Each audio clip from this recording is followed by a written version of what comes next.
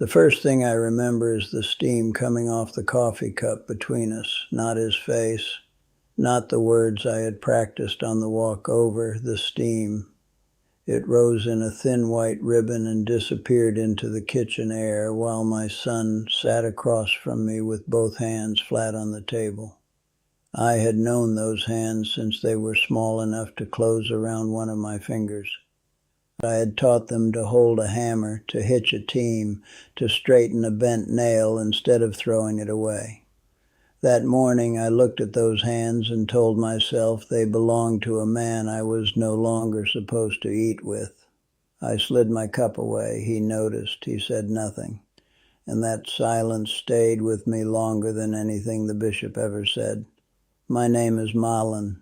I'm an Amish grandfather, a farmer, and an old man now, though I did not always understand how quickly a man becomes one. I have lived most of my life on the same piece of ground, watched children become parents, watched buildings lean and be set straight again, and watched some mistakes harden because pride called them obedience. I tell these stories because time has a way of showing you which things mattered and which things only felt important at the time. If you have ever had to choose between belonging to a group and standing beside someone you love, I would like to know what you think that choice asks of a person. And if these stories are worth sitting with, you can subscribe and come back when I have another one to tell. My son Samuel was 32 when the trouble began. By then he had a wife, 2 boys, and a small cabinet shop at the edge of our district. He was not reckless. That is important for me to say. He did not wake one morning wanting to embarrass his family or make himself a problem for the church. Samuel had always been the child who asked one more question than I thought was necessary. When he was 10, he wanted to know why a fence line bent around an old sycamore instead of cutting straight. When he was 16, he wanted to know why one man was allowed a certain kind of machine in his shop while another man 2 roads over was told no. I used to tell him that not every rule could be made to fit inside his head. Some things had to be accepted because the community had carried them longer than he had been alive. At the time, I thought that was wisdom. Sometimes it was. Sometimes it was only an answer that ended the conversation. The year Samuel was 32, his cabinet shop had more orders than he could fill by hand.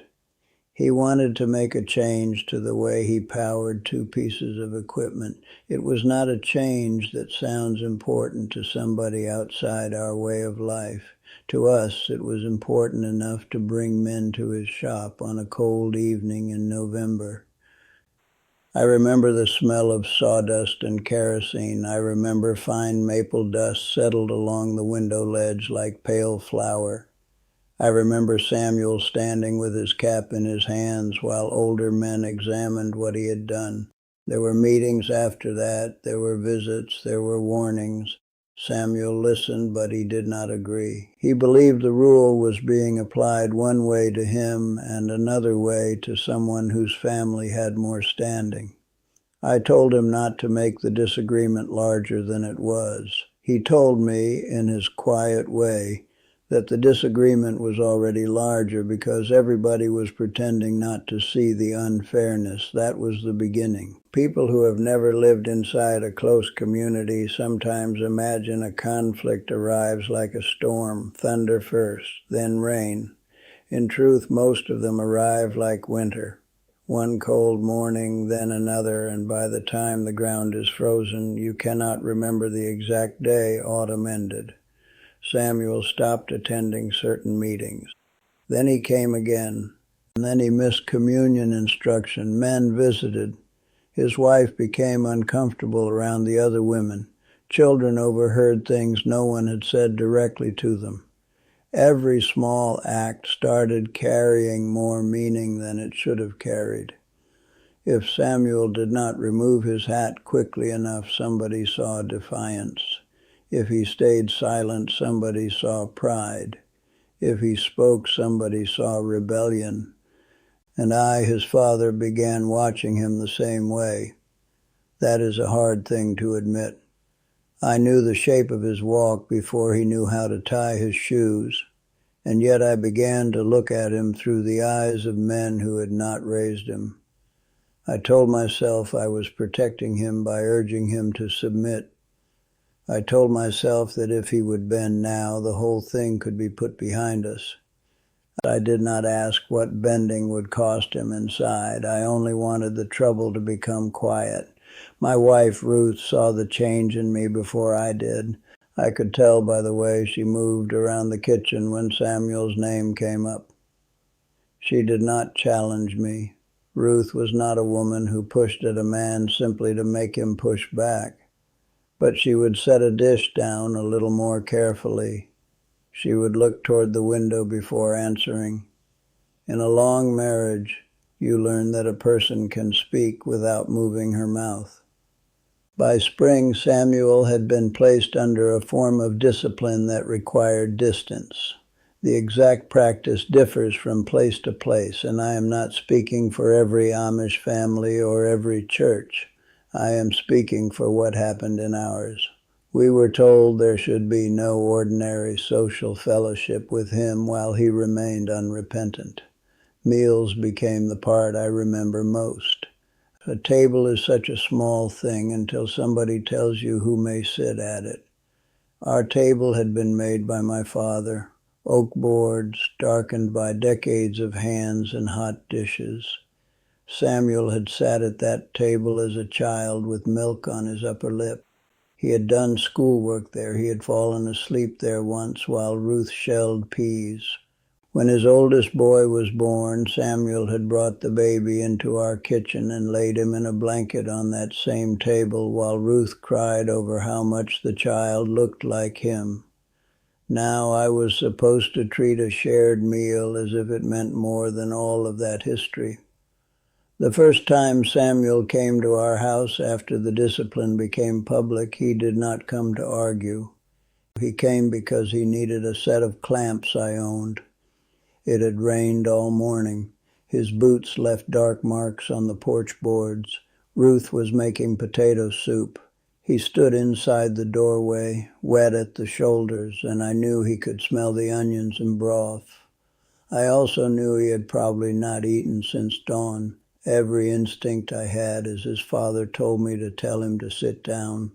Instead, I brought him the clamps. I kept my body between him and the kitchen table as if the table itself needed defending. Ruth did not look at me. Samuel thanked me and left. Afterward, there was a wet footprint near the door that took a long time to dry. I remember staring at it as though it had accused me of something. The church did not make me stop loving my son. That is too simple a sentence, and simple sentences can be dishonest. I loved him every day. I prayed for him every morning. I worried when weather turned bad because I knew he sometimes traveled home late from jobs. I asked other people in careful ways whether his boys were doing well. But love kept private can become a strange kind of comfort to the person withholding it. I could tell myself my heart was soft while my actions stayed hard. That let me feel righteous and tender at the same time. There is danger in that combination. Samuel held out for months, then almost a year. He would not say he believed something that he did not believe simply to restore peace. Eventually, he and his family began attending another plain church farther away. That decision deepened the separation. In our district, people shook their heads when his name was mentioned. Some said he had chosen pride. Some said he had been waiting for an excuse to leave. I repeated those judgments because repetition makes a thing feel settled. At home, Ruth became quieter. I thought time would prove me right. That is another thing pride does. It turns the future into a courtroom where you expect to be vindicated. I imagined Samuel returning after a year or two, older and humbled, perhaps standing at our door ready to say he had been wrong. In that picture, I was always the steady father who had held the line. I never imagined myself standing at his door. Then Ruth became ill. At first it was tiredness. She moved more slowly after breakfast and sat down before the dishes were finished. Then there were visits to a doctor outside the community, more tests, longer drives, and words I had never expected to hear connected to her. The illness was not sudden, but it was relentless. Within months, our world became smaller. The kitchen, the bedroom, the road to appointments, the bench outside where she sat when the weather was mild. People from church helped. They brought food. They did chores. They were generous in real ways, and I will not rewrite those months to make everyone around me cruel. Many were kind. That is what made the conflict inside me harder, not easier. I was surrounded by good people, and I was still beginning to wonder whether I had done a bad thing. Samuel heard about his mother's illness. Of course he did. News travels through families, even when fellowship does not. He sent word that he was available for anything we needed. I did not answer. A week later, a box appeared on our porch with jars of soup, some soft bread his wife had baked, and a small packet of herbs Ruth liked in tea. No note. I knew who had sent it. I carried the box inside after dark so a neighbor would not see it sitting there. I can still feel the shame of that sentence as I say it. My son sent food to his sick mother, and I was worried about being seen receiving it. Ruth ate the soup. I did too. We never spoke about where it came from. As she grew weaker, she began sorting things. That is how she was. She did not leave disorder for another person if she could help it. She folded quilts. She labeled jars. She wrote names on pieces of paper and tucked them into drawers with things she wanted each grandchild to have. One evening I found her holding a small wooden horse Samuel had carved when he was 12. One leg was shorter than the others. He had been so proud of it that we kept it on a shelf for more than 40 years. Ruth rubbed the rough spot under its belly with her thumb. She did not say anything. She did not need to. I went out to the barn and stayed there until the lantern burned low. That winter I started making excuses to drive near Samuel's place. I would tell myself I needed a part from a store beyond his road. I would slow when I passed his lane. Once I saw his 2 boys carrying split wood toward the house. They were taller than the last time I had stood close to them. I realized I had missed a year of their lives because adults were proving points to one another. A year is not long when you are old until you measure it in a grandchild. Then Ruth asked something of me. It was the only direct line she gave me about the whole matter, and I remember every word. She said, "Mullen, do not make Samuel wait until I am gone to know he is still our son.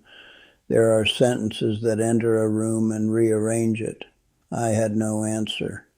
I could have told her I had never stopped believing he was our son. I could have explained doctrine, order, discipline, unity, example. I had all the words. I had used them for more than a year. None of them could stand up beside what she had just said. The next morning I milked before daylight. My hands shook while I worked, not from cold. I spent the day finding reasons not to leave. A hinge needed oil. A gate latch needed tightening. There was snow along the lane that could have been cleared another day. By afternoon, I understood what I was doing. I was afraid, not of Samuel. I was afraid that if I crossed his threshold, I would have to admit the distance between us had not been created by a rule alone. I had helped build it. I had added my own pride, my own fear of being judged, my own need to be seen as steady. A rule may tell you where a line is. Pride is what makes you stand on that line long after love has asked you to move. I went to Samuel's house before supper. The sky was the color of old tin. Snow made the fields look larger and emptier than they were. When I reached his lane, I almost kept going. Then I saw smoke coming from the chimney and thought of him as a boy running home because his gloves were wet. I turned in. He opened the door before I knocked. For a few seconds, neither of us moved. I noticed more gray in his beard than I remembered. That hurt in a way I did not expect. Gray hair is proof that time went somewhere while you were busy defending yourself. I had prepared words, but they were too formal once I saw him, so I told him his mother wanted to see him. Then I told him I wanted to see him too. He looked at me for a long moment. I could see how careful he had learned to become around me. That may be the worst consequence of withholding yourself from someone you love. They learn not to reach. I told him I had been wrong in ways I did not yet know how to name. I did not ask him to agree with me. I did not ask him to return to our church. I did not ask him to make my apology easy. I only told him that I had treated obedience as if it excused me from compassion, and that I had hidden behind other men's expectations when I should have been willing to answer for my own choices. Then I asked if he could forgive me. He did not answer quickly. I am grateful for that now.